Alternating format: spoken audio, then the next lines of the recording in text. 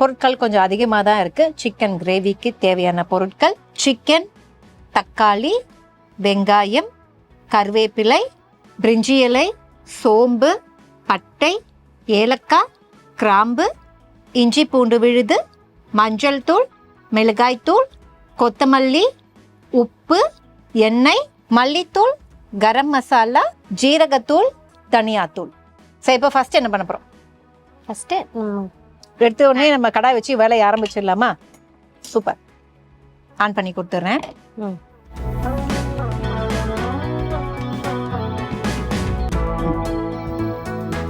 இப்ப கடாய் வச்சாச்சு. கடாய் கொஞ்சம் சூடு ஆயிடுச்சு. நம்ம வந்து எண்ணெய் தான் ஆட் பண்ண போறோமா?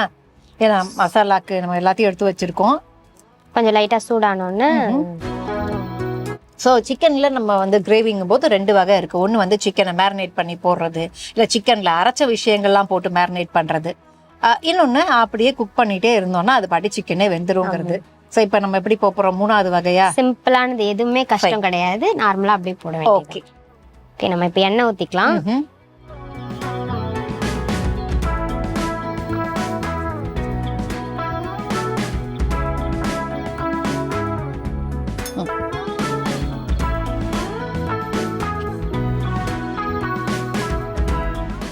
எண்ணெய் லைட்டா சூடானோன்னு நம்ம எடுத்து வச்சிருக்க பட்டை இலை, சோம்பு, கொஞ்சம் ஏலக்காய், கிராம்பு இது எல்லாமே ஆட் பண்ணிக்கலாம். ஓகே, அப்படியே எல்லாத்தையுமே போட்டுடலாமா?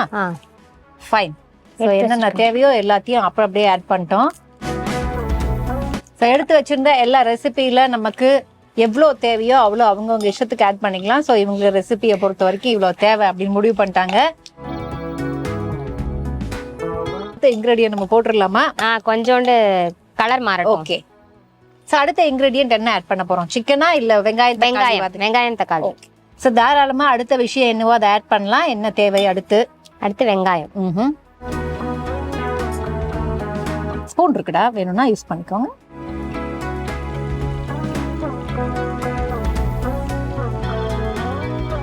கொஞ்சோண்டு போதும். ஓகே. ஸோ வெங்காயம் வதங்குற கேப் இருக்கு, தாராளமா பேசலாம். ஏன்னா மற்ற விஷயங்கள் தான் நமக்கு பக்கத்துல நிக்க முடியாது. இல்ல அது வந்து உடனே ரெடி ஆயிடும் இப்படிலாம். சார் நீங்க உங்க பேர் மட்டும்தான் சார், நீங்க என்ன பண்ணிட்டு இருக்கீங்க? நான் பிஎஸ்சி விஷுவல் கம்யூனிகேஷன் முடிச்சுட்டு இப்போ ஒர்க் போயிட்டு இருக்கேன். ஓ, நம்ம ஏரியா தான் விஷுவல் கம்யூனிகேஷன். ஓகே, எதுக்காக சூஸ் பண்ணீங்க? எனக்கு நான் 10th படிக்கும் போதே ஆக்சுவலாக எங்கள் அண்ணன் வந்து எடிட்டிங் இதில் இருந்தாங்க. ஸோ அதில் இன்ஸ்பயர் ஆகி நான் வந்து 10th முடிச்ச உடனே வந்து அவங்க கிட்ட கிளாஸ், அதாவது அவங்க வீட்டுக்கு போயிட்டு விளையாடிட்டு அப்படி இருப்பேன். அப்போ வந்து என்னன்னா இதெல்லாம் அப்படின்லாம் கேட்கும் போது அவங்க ஆர்வமாக சொல்லுவாங்க, இதுதான் வந்து ப்ரீமியர் ப்ரோ, இதெல்லாம் வந்து எடிட்டிங்க்கு யூஸ் பண்ணுற டூல்ஸு. ஸோ அப்படிலாம் சொல்லும் போது எனக்கு அதில் ஆர்வம் அதிகமாகிடுச்சு. அப்போ இதுக்குன்னு ஒரு படிப்பு இருக்கு, நீ அது வேணா படி அப்படின்னு சொல்லிட்டு அவங்க தான் சொன்னாங்க. நான் 11th எப்போ நான் சேர முடியும்? 10th முடிச்சுட்டு சேர முடியுமா? 10th முடிச்சிட்டாலும் சேரலாம், இல்லை 12th முடிச்சுட்டும் சேரலாம் அப்படின்னு சொல்லிட்டு அதுக்கப்புறம் நான் 12th முடிச்சுட்டு ரிசல்ட் எடுத்துட்டு போயிட்டு எங்க அண்ணன்கிட்ட காமிச்சேன். காமிச்சோடனே பாஸ் ஆயிட்டேன் அப்படின்னு காமிச்சேன். அவங்க சொன்னாங்க, ஓகே நீ விஷுவல் கம்யூனிகேஷன் எடு, பிஎஸ்சி விஷுவல் கம்யூனிகேஷன் எடுத்தா நீ இன்னுமே நிறைய கத்துக்கலாம் அதுல போயிட்டு அப்படின்னு சொல்லிட்டு ப்ராப்பரா மூவ் பண்ணுவோம்னு சொல்லிட்டு நான் காலேஜ்ல ஏஎம்ஜேஎன் காலேஜ் மீனம்பாக்கம் தான் படிச்சேன்.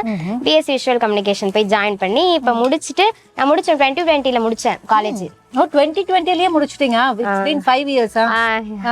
முடிச்சுட்டு அதுக்கப்புறம் நான் இங்க கலைஞர் டிவில கொஞ்ச நாள் ஒர்க் பண்ணேன். தில்லுமுள்ளு ஷோன்னு சொல்லிட்டு ஒரு ஷோல வந்து கொஞ்ச நாள் ஒர்க் பண்ணேன். அதுக்கப்புறம் அப்படியே வெளியில வந்து வேற வேற இடத்துல போட்டோகிராஃபி அப்படின்னு சொல்லிட்டு ஃப்ரீலான்சரா போட்டோகிராஃபி ஈவெண்ட்ஸ் எல்லாம் பண்ணிட்டு இருக்கேன். ஓ சூப்பர் சூப்பர், ஃபைன். ஸோ அப்போ கிட்டத்தட்ட வந்து ஒரு நல்ல ஹிஸ்டரி, ஒரு நல்ல பேக்ரவுண்டை வச்சுக்கிட்டு தான் வந்திருக்கீங்க. இப்போ வந்து வெங்காயம் ரெடி ஆயிடுச்சு. வெங்காயம் கொஞ்சம் வதங்கிடுச்சு, நம்ம தக்காளி ஆட் பண்ணி. ஓ தக்காளி, அப்போ ஓகே. தக்காளி ஆட் பண்ணாலும் தக்காளி டைம் எடுக்கும் வதங்கறதுக்குங்கிறதுனால நம்ம வெங்காயம் வதங்கிடுச்சு, தக்காளியை போடுவோம். தக்காளியை போட்டுட்டு தக்காளி ரெடி ஆகிற கேப்ல ஆஸ் யூஷுவல் இப்போ நம்ம எப்படி நம்ம மனசுக்கே நம்ம ஆறுதல் சொல்லிப்போம்ல, அது மாதிரியான ஒரு விஷயம் அது. சரி, லைட்டா போட்டுக்குமா உப்பு? தாராளமா இன்னும் கொஞ்சம் உப்பு தேவைன்னா ஆட் பண்ணிக்குவோம். Okay fine. இப்போ வெங்காயம் தக்காளி நல்லா வதங்கினதுக்கு அப்புறமா தான் சிக்கன்ல நம்ம என்ன பண்ண போறோம்? சிக்கனை அப்படியே ஆட் பண்ணிட்டு மிளகாத்தூள், அதுக்கப்புறம் இஞ்சி பூண்டு பேஸ்ட் கொஞ்சம் போடணும். ஃபைன். ஸோ உங்க ஃபியூச்சர் ஆம்பிஷன், எய்ம், நான் இப்படி ஆகணும் அப்படி ஆகணும், மேபி அவங்க அண்ணனாலதான் அவங்க இம்ப்ரெஸ் ஆயிருக்காங்க அப்படிங்கும் போது அவங்க அண்ணன் மாதிரி ஆகணுமா? என்ன உங்களுக்கு ஆசை? எனக்கு வந்து அசிஸ்டன்ட் டைரக்டரா ஒர்க் பண்ணோம். அசிஸ்டன்ட் டைரக்டரா ஒர்க் பண்ணி அதுல கத்துக்கிட்ட விஷயத்த வச்சு நான் வந்து ஒரு மூவி எடுக்கணும், டைரக்டர் ஆகணும். யார்கிட்ட அசிஸ்டன்ட் டைரக்டரா இருக்கணும்னு ஆசைப்படுறீங்க? ஏன்னா டேரக்டர்ஸ் எல்லாம் இன்னைக்கு வந்து எவ்வளவோ நிறைய டேரக்டர்ஸ் வந்துட்டாங்க. நிறைய டைரக்டர்ஸ் வந்துட்டாங்க. ஆக்சுவலா நான் வந்து எந்த மாதிரி சைட்ல போகணும் அப்படின்னா ரஞ்சித் சார் இருக்கார்ல, அந்த அவரோட அந்த மாதிரி ஒரு இதுல கதைக்களத்துல நான் எடுக்கணும். சோ அந்த மாதிரி வெற்றிமாறன் சாரு அந்த மாதிரி அவங்க கிட்ட எல்லாம் போயிட்டு சேர்ந்து, சோ அவங்களோட அசிஸ்டண்டா சேர்ந்து கூட அவங்க கிட்ட இருந்து போலாம்ல. சோ அந்த மாதிரி தான் ஆசை. ஃபைன்.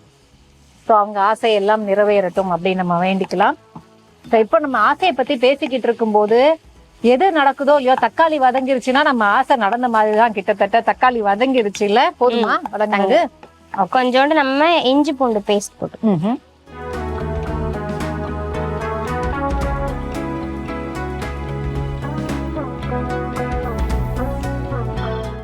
ஓகே, இதையும் நான் மிக்ஸ் பண்ணிடுறேன்.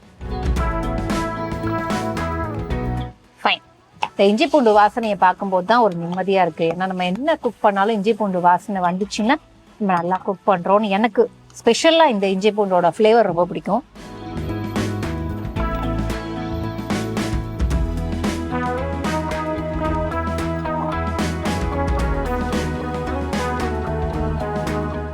ரெசிபின்னு பார்த்தீங்கன்னா ரொம்ப நம்ம எல்லாருக்குமே தெரிஞ்ச ஒரு ஈஸியான ரெசிபி தான். அண்ட் தெரிஞ்ச ஈஸியான ரெசிபியாக இருந்தாலும் அந்த ஃப்ளேவர் பார்க்கும்போது உடனே குக் பண்ணணும் அண்ட் சாப்பிடணும் அப்படின்னு தோணும். ஏன்னா சிக்கனோட ஃப்ளேவர், அதுக்கப்புறம் மசாலாவோட ஃப்ளேவருக்கு நம்ம எப்போவுமே அடிமை தான் இல்லையா? அது மாதிரி ஒரு கைக்கு ஒரு இடம் வரும் கண்டிப்பா. ஏன்னா நம்ம ரொம்ப சிம்பிளா பாருங்களேன், ஒரு காஃபி அப்படிங்கும்போது ஒரு பால் காய்ச்சி காஃபி போடுறது ஒரு வகை. ஆனா அதை நம்ம பண்ணும்போது ஒரு மாதிரி இருக்கும், இல்ல நம்ம வீட்டுல வேற ஒருத்தங்க பண்ணும்போது ஒரு மாதிரி இருக்கும். கண்டிப்பா. சோ அதனால வந்து ஒரு சின்ன ஒரு காஃபிக்கே அப்படி, ஒரு பால் காய்ச்சி நம்ம இன்ஸ்டன்டா போடுறதுக்கே அப்படி.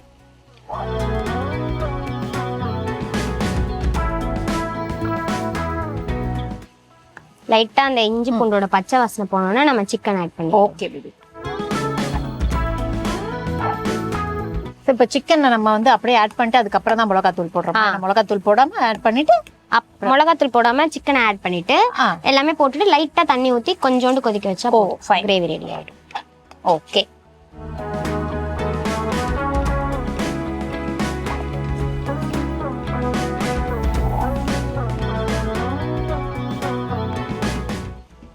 என்ன தனியா பிரிஞ்சு வந்துருச்சு. இப்ப நம்ம பவுடர்ஸ் எல்லாம் போட்டோம் அப்படின்னா திருப்பி அது கட்டியது. சில பேர் ஆனா பவுடர் போட்டுட்டு அப்புறம் சிக்கன் ஆட் பண்ணுவாங்க. நான் வந்து சிக்கன் ஆட் பண்ணிட்டு தான் அப்புறம் பவுடர் போடுவேன். ஓகே. ஏன்னா சிக்கன்ல அந்த இதெல்லாம் இதோட சாரெல்லாம் அதுல இறங்கிட்டா கொஞ்சம் இன்னும் நல்லா இருக்கும் அப்படின்றதுக்காக. இல்லைன்னா மசாலாவோட சாறு தான் அதுல இறங்கும். அதாவது சிக்கன் வேகும் போது அதுல கண்டிப்பா வாட்டர் வெளியில வரும். அது கூட இந்த மசாலா ஆட் பண்ணும்போது நல்லா இருக்கும். ஓகே, ஓரளவுக்கு வந்துருச்சு. நம்ம சிக்கன் ஆட் பண்ணிக்கலாம்.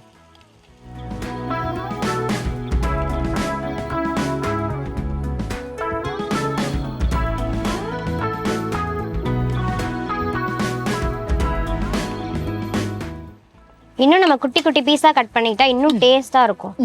ஏன்னா இப்ப நம்ம வீட்டுல நிறைய பேர் இருக்காங்க அப்படின்னா எல்லாருக்குமே ஒரு பீஸ் இதுல வைக்க முடியாது. ஒருத்தரே எடுத்து 2 பீஸ் சாப்பிட்டாங்கன்னா முடிஞ்சிரும். அதனால நம்ம சின்ன சின்ன பீஸா கட் பண்ணிட்டா இன்னும் நல்லா இருக்கும்.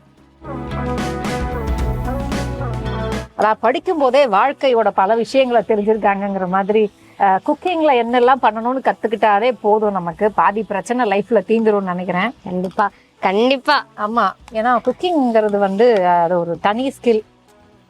யோசிச்சு பாருங்க, வேற எதுவுமே லைஃப்ல இல்லைன்னா ஏதோ நமக்கு பிடிச்ச சாப்பாடு இருந்தா அன்னைக்கு ஒரு நாள் நமக்கு அவ்வளவு சந்தோஷமா போயிடும். இல்ல லைஃப்ல எதுவுமே நம்ம நினைச்ச மாதிரி நடக்காது, ஆனா சாப்பாடு நமக்கு நினைச்ச மாதிரி கிடைச்சா அதுவே போதும்னு நினைக்கலாம். அதுவே பொண்ணு பார்க்க போனா கூட இப்ப வந்து உனக்கு பிரீமியர் ப்ரோ தெரியுமா, எக்ஸல் தெரியுமாலாம் கேட்க மாட்டாங்க, சமைக்க தெரியுமான்னு தான் கேட்பாங்க. இன்னும் அதை கேட்டுட்டு இருக்காங்க. ஆமா, இன்னுமே கேக்குறாங்க. ரீசெண்டா எங்க வீட்டுக்கு பக்கத்துல ஒரு அக்கா இருக்காங்க, அவங்களுக்கு பொண்ணு பார்க்க போனப்ப கூட இந்த மாதிரி கேட்டாங்க, சமைப்பியாமா அப்படின்னு கேட்டாங்க. அதுக்கப்புறம் அந்த பையனே சொல்லிட்டான், அவளுக்கு சமைக்க தெரியலன்னா நான் சமைப்பேன் அவரு ஒருத்தர் ஆறுதலா இருக்காரு அப்படின்னு சொல்லிட்டாரு. அப்புறம் சரி ஓகே அப்படின்னு சொல்லிட்டு விட்டாங்க. இப்போ உங்களுக்கு சமைக்க தெரியும், நல்லா தெரியுது. நல்லா சமைப்பீங்களா இல்ல ஒரு அளவுக்கு ஆவரேஜா? நல்லாவே சமைப்பேன். நல்லாவே சமைப்பீங்களா? Okay fine. அது முடிச்சு அவங்க நல்லா சமைக்கிறது எனக்கும் தெரிஞ்சிச்சு. அவங்க ஃபுல்லா அந்த ஹோல் ஸ்பைசஸ் எடுத்து அப்படி கொட்டினாங்கல்ல, அப்பவே தெரிஞ்சிச்சு அவங்க செம சூப்பரா சமைப்பாங்கன்னு. 100க்கு 100 இல்லை, 100 அவுட் ஆஃப் 200 கொடுப்பேன் நானு. இதுல நல்லா சமைப்பீங்களா? ஆர்வத்துல கொஞ்சம் நிறைய இருந்ததுனால அப்படி நாங்க கொஞ்சம் கொஞ்சம் அப்பப்ப ஆர்வமாயிருவோம். அப்ப எங்களை கண்ட்ரோல் பண்ண எங்களால முடியாது.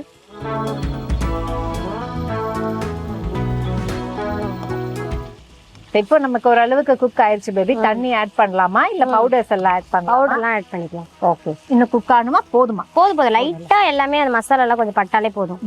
ஓகே, ஃபர்ஸ்ட் நம்ம கரம் மசாலா. ஓகே, தேவையான அளவு கரம் மசாலா.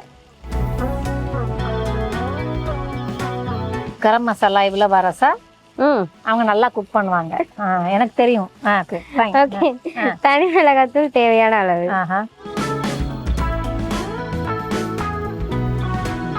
லைட்டா மஞ்சத்தூள். அது ஸ்மெல் வரக்கூடாது, ரொம்ப போட்டா அப்புறம் மஞ்சத்தூள் ஸ்மெல் வந்துடும். ஓகே, அப்புறம் ஜீரகத்தூள் லைட்டா. நம்மகிட்ட என்னென்ன மசாலா இருக்கோ போடலாம், நம்ம செய்யறது தானே சிக்கன். மசாலா எவ்வளோ ஆட் பண்ணாலும் சிக்கன் நல்லா இருக்கும். ஆமா கண்டிப்பா. கொத்தமல்லி லைட்டா போட்டுக்கோ. கொஞ்சம் தேவையான அளவுக்கு கொத்தமல்லி வச்சுக்கலாம் கொஞ்சம், ஏன்னா லாஸ்டா போடும் போது நல்லா இருக்கும். கருவேப்பிலை கொஞ்சம் போட்டு நல்லா. பேபி வேற ஏதாவது ஆட் பண்ண போறோமா? இல்ல ஃபைன். ஸோ இதுக்கப்புறம் என்ன அப்படின்னா கொஞ்சம் வாட்டர் ஆட் பண்ண வேண்டி இருக்கும்னு நினைக்கிறேன்.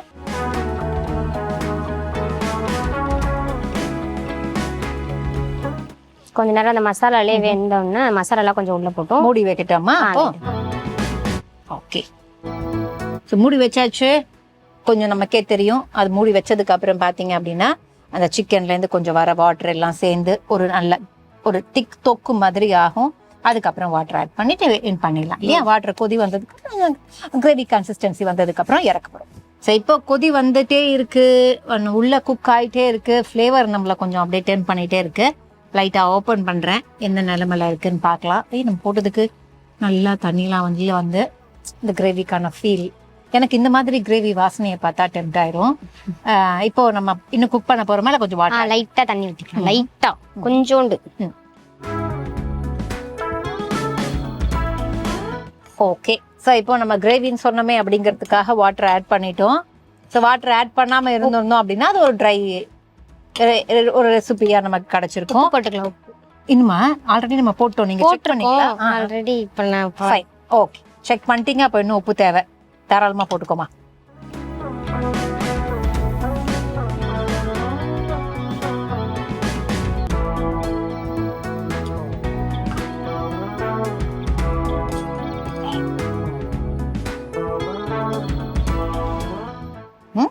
ஓகேவா? ஆல் ஃபைனா?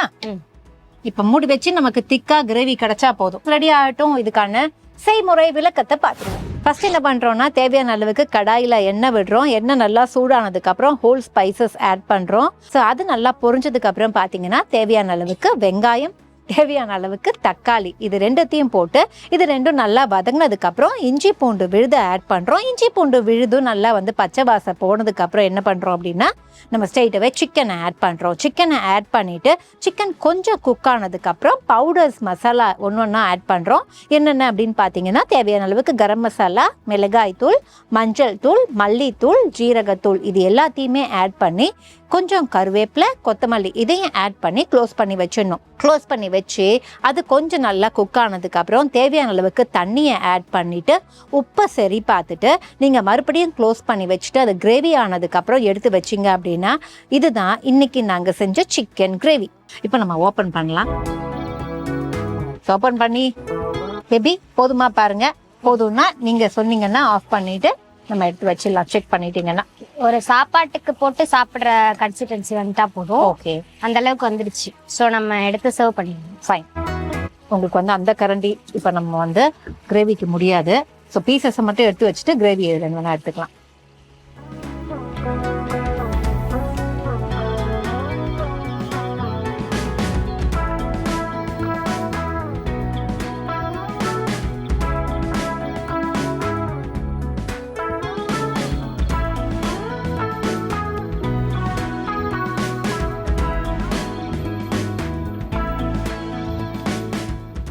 ஸோ கிரேவி எடுக்கணும், எடுத்துடலாமா?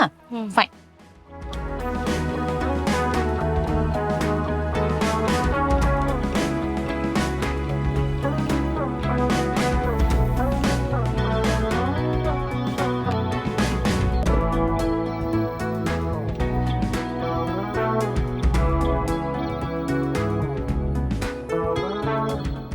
ஓகே, லைட்டா நம்ம கொத்தமல்லி தூவி. ஸோ இப்படி தான் நாங்கள் செஞ்சோம். அண்ட் ஃபைனலாக பார்த்தீங்க அப்படின்னா மறுபடியும் கொஞ்சம் கொத்தமல்லி தூவி வச்சுருக்கோம். அப்போ தான் அது வந்து ஒரு ஃபினிஷிங் நமக்கு கிடைக்கும் அப்படிங்கிறதுக்காக. கார்னிஷ் பண்ணலன்னா எதையும் நாங்கள் சாப்பிட மாட்டோம். ஸோ இப்போ என்ன பண்ணலாம் அப்படின்னா, சுட சுட இருக்குது அண்ட் கிரேவியை டேஸ்ட் பண்ணிடலாம். டேஸ்ட் பண்ணிவிட்டு எப்படி இருக்குது அப்படிங்கிறத பார்த்துடலாம்.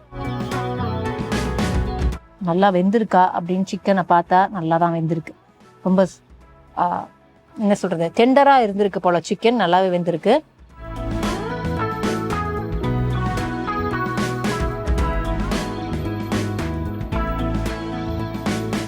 அவங்க சொன்ன மாதிரி ஒரு சில பேர் வந்து ஒரு சில சின்ன விஷயத்த வச்சா கூட அவங்க கைப்பக்கும் அப்படிங்கிறது மாதிரி நல்லா இருக்குமா?